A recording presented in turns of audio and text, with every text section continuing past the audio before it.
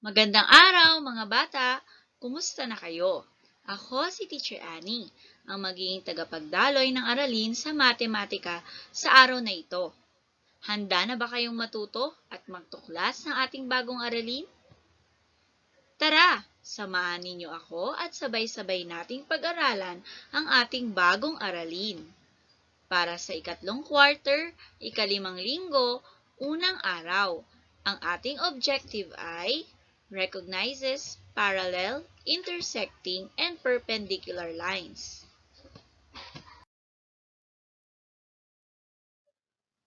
Ang ating tatalakayin sa araw na ito ay ang pagkilala ng mga linyang parallel, intersecting, at perpendicular. Ating basahin ang isang sitwasyon at ating sagutin ang mga tanong. Si Mang Tony ay gumagawa ng bakod para sa kanyang mga alagang hayop. Ilang piraso ng mga kahoy na patayo at kahoy na pahiga ang kanyang ginamit sa paggawa ng bakod. Ano-anong mga linya ang makikita sa bakod na kanyang ginagawa? Narito ang larawan ng bakod na ginawa ni Mang Tony. Ating suriin ang bakod na kanyang ginawa. Sa unang tanong, nakasaad ay ilang piraso ng mga kahoy na patayo at kahoy na pahiga ang kanyang ginamit sa paggawa ng bakod. Bilangin natin ang mga kahoy na patayo. Samahan ninyo ko. 1, 2, 3, 4, 5,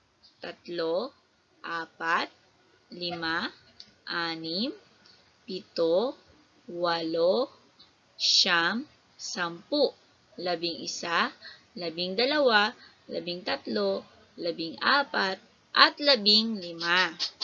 Mayroong 15 kahoy na patayo ang ginamit ni Mang Tony.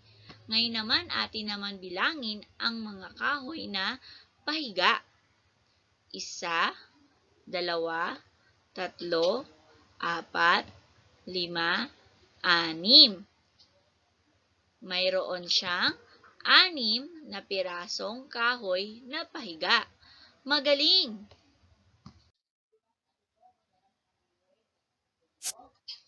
Ngayon naman, ano-anong mga linya ang makikita sa bakod na kanyang ginagawa? Ano nga ba? Tama!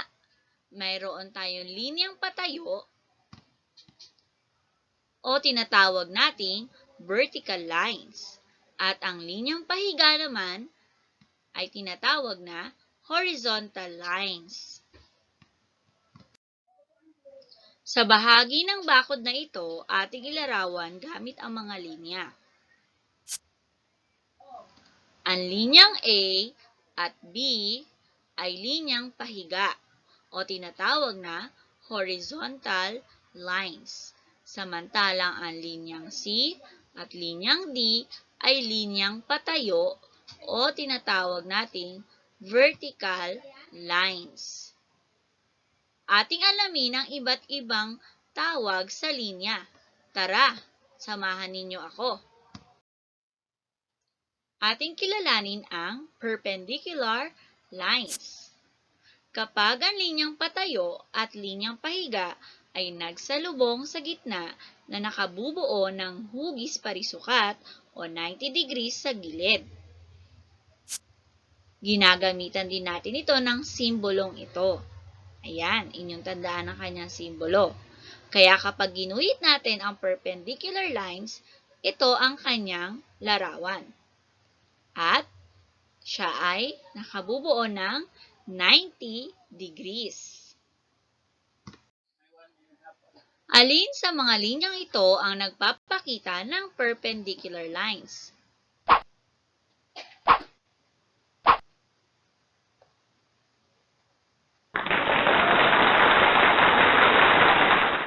Tama! Yan ang perpendicular lines. Ngayon, ang perpendicular line ay lagyan natin ng mga letra. Ang patayong linya ay ang B at C, at ang pahiga naman ay D at E. Kapag ating isusulat ang pangalan ng linya na perpendicular, ito ay Ang linyang BC ay perpendicular sa linyang DE o di kaya ang linyang CB ay perpendicular sa linyang ED. Maaari din natin itong isulat sa iba pang paraan, tulad nito. Ang linyang BC perpendicular sa linyang DE o gamit ang simbolo ng perpendicular lines. Ating kilalanin ang ikalawang linya at ito ay ang intersecting lines. Kapag ang linyang patayo at linyang pahiga ay nagsalubong ngunit hindi ito nakabuo ng 90 degrees. Kapag ating itong iguguhit, narito ang intersecting lines. Alin sa mga linyang ito ang nagpapakita ng intersecting lines?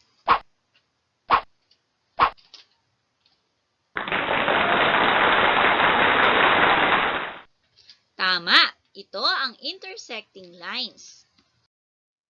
Ngayon naman, ang intersecting lines ay lalagyan natin ng mga letra.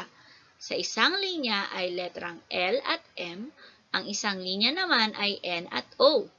Kapag isusulat ang pangalan ng linya na intersecting, ito ay ang linyang ML ay intersect sa linyang NO.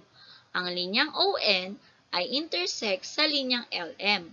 O di kaya sa iba pang paraan tulad nito. Line ML intersect line NO. O line ON intersect line LM. Ating kilalanin ang ikatlong linya at ito ay ang parallel lines. Kapag ang linyang patayo at linyang pahiga ay hindi nagsasalubong, ginagamit din natin ang simbolong ito. Kaya kapag ginuhit natin ang parallel lines ay ito. Alin sa mga linyang ito ang nagpapakita ng parallel lines?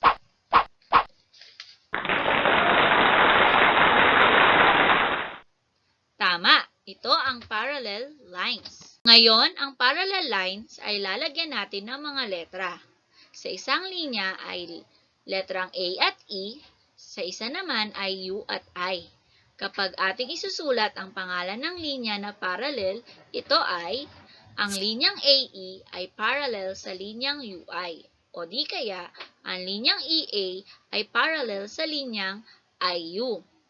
Maaari din natin itong isulat gamit ang simbolo.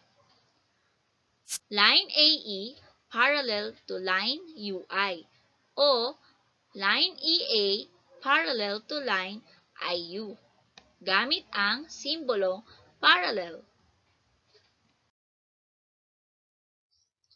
Yan, mailan pa akong mga halimbawa ng linya. Ito ay inyong tutukuyin kung ito ay parallel lines, intersecting lines, o perpendicular lines. Handa na ba kayo? Anong linya ito?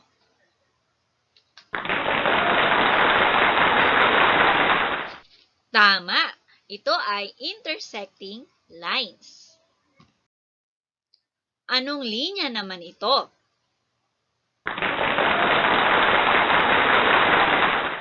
Tama ulit! Ito ay parallel lines. Anong linya naman ito?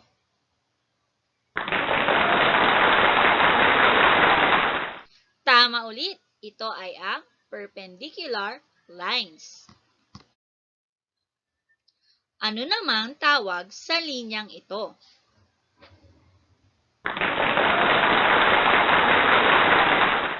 Tama!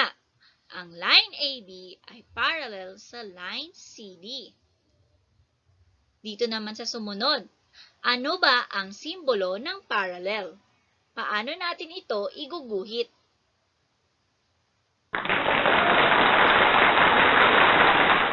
Magaling!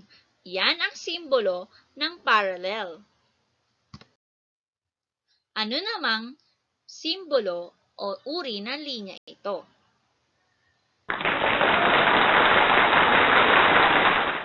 Tama!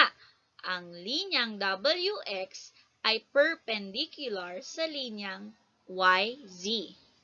Ano naman ang simbolo ng perpendicular?